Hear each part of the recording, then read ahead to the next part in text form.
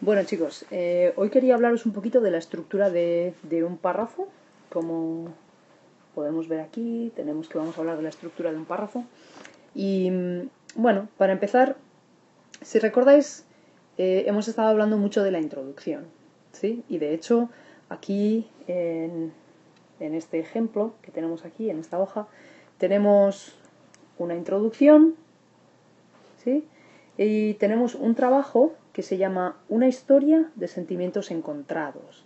Encontrados es una historia de sentimientos conflictivos, ¿sí? Esta es una introducción sobre el cuento No oyes ladrar los perros, de Juan Rulfo, que creo que habéis leído ya con Cata. Y esencialmente tenemos una introducción donde la tesis, vamos a mirarla aquí, nos dice que el siguiente ensayo defiende que el padre de Ignacio guarda rencor a su hijo y desearía no tenerle ningún afecto, aunque en realidad no puede evitar sentirse profundamente apenado por su muerte. ¿Sí? Entonces, si recordáis, el cuento trata de un padre y un hijo con una relación muy conflictiva, por eso tenemos este título, ¿sí? Y en concreto, la tesis de este trabajo que tenemos aquí en el ejemplo dice que el padre de Ignacio está resentido, ¿sí? Guarda rencor a su hijo, ¿sí? Is resented or has resentment against his son, ¿sí? Desearía no tenerle afecto, tenemos otro punto aquí, número 2, y en realidad, aunque tiene una relación conflictiva, se siente profundamente apenado por su muerte. ¿Sí? Entonces esa es la tesis que tenemos por ahí. ¿Vale? Voy a quitar todo esto. Pero la cosa es que cuando necesitamos escribir un trabajo, la introducción es solamente una cosa que necesitamos hacer. Es decir, después necesitamos escribir el trabajo en sí. ¿Y qué ocurre después de la introducción? Lo que ocurre después de la introducción es que vamos a necesitar comenzar con la parte del trabajo que se llama cuerpo. ¿Sí? El cuerpo está compuesto por diferentes párrafos y los párrafos tienen una estructura interna concreta, como era el caso de la introducción.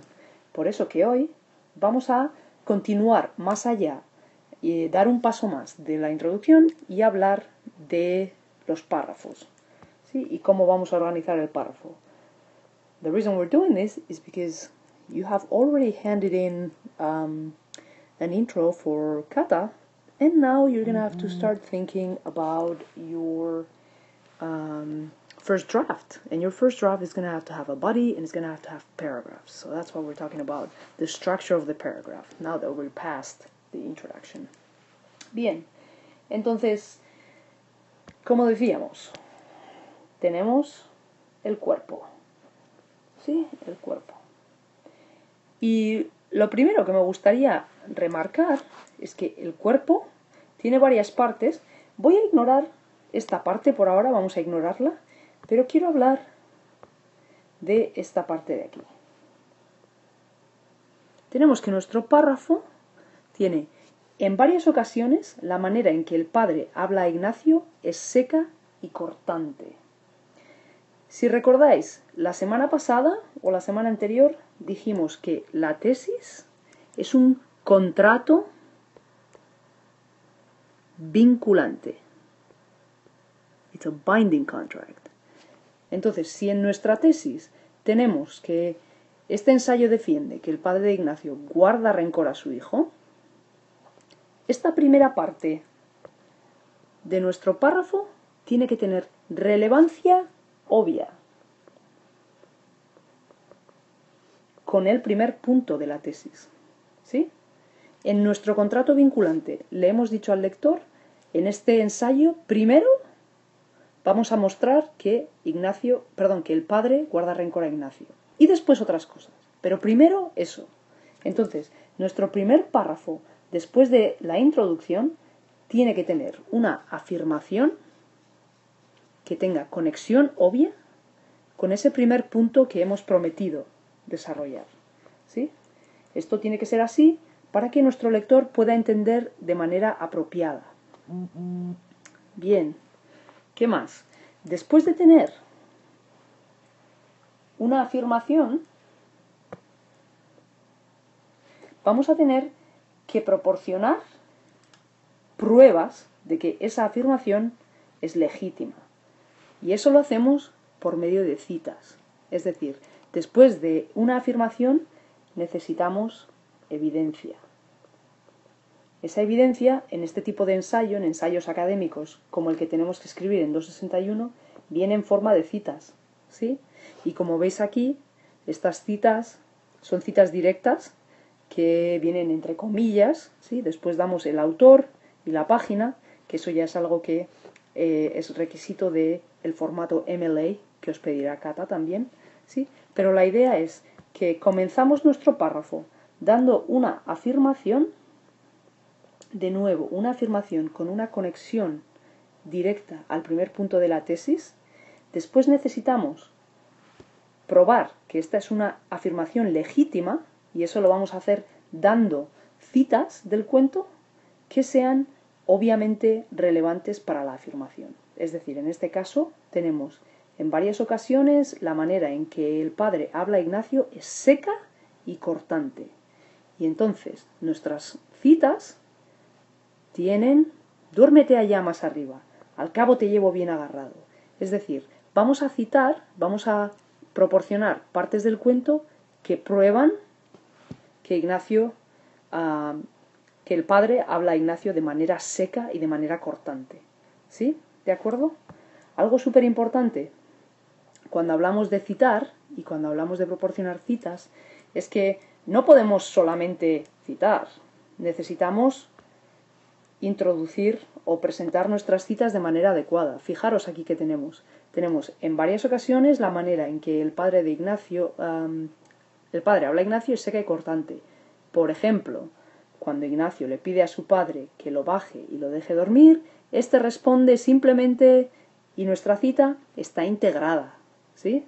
Something that we see students do a lot is something that we call quote and run. That is, they do provide a claim at the beginning of their paragraph, and then they do support it.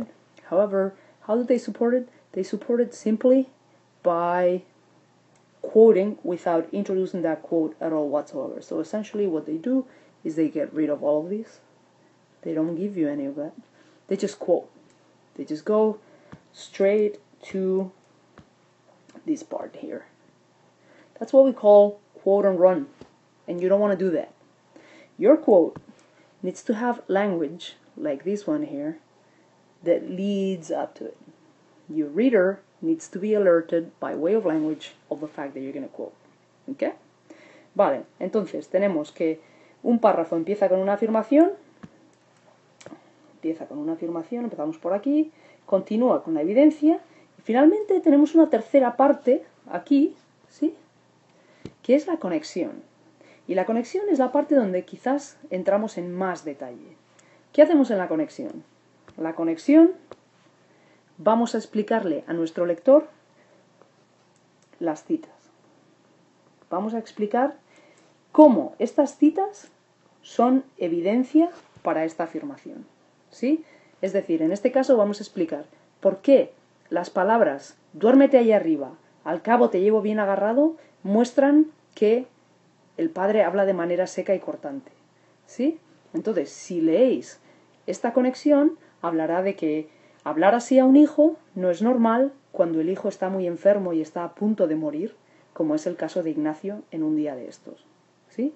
Entonces, necesitamos en esta última parte de aquí conectar todos los puntos para nuestro lector y decir cómo estas citas que hemos elegido son evidencia legítima para mostrar, en este caso, que el padre habla de manera seca y cortante, ¿sí? Y esto, a su vez, muestra que le guarda rencor, porque normalmente no hablas así, a no ser que tengas sentimientos como esos contra una persona. ¿Vale? ¿De acuerdo? Entonces, esa es la idea un poco, que tenemos esa organización. Una cosa importante es que, como vemos aquí, tenemos después otro párrafo que sigue la misma estructura, Este párrafo también habla del rencor, ¿sí? Vemos aquí, sin embargo, el lector es capaz de poner las ásperas palabras del padre en perspectiva, ¿sí? Y dice, estos lamentos nos muestran claramente que el padre de Ignacio está tremendamente dolido, ¿sí? Y nos hacen comprender que el padre está lleno de rabia, is full of wrath. Entonces, de nuevo, van a la idea del rencor. ¿Por qué es esto importante? Tenemos 2 párrafos para hablar del rencor, ¿sí? That is, even though you need to address every idea in the thesis statement in a paragraph, that doesn't mean that you have to fully explain one idea only in a single paragraph only. You can take more than one paragraph to explain things. What you cannot do is have a point in your thesis that is never addressed anywhere. Okay?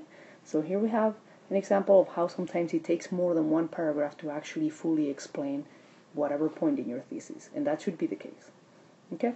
And I think this is it about paragraphs. You can now turn to the questions and try to answer them based on the content of this video. Thank you.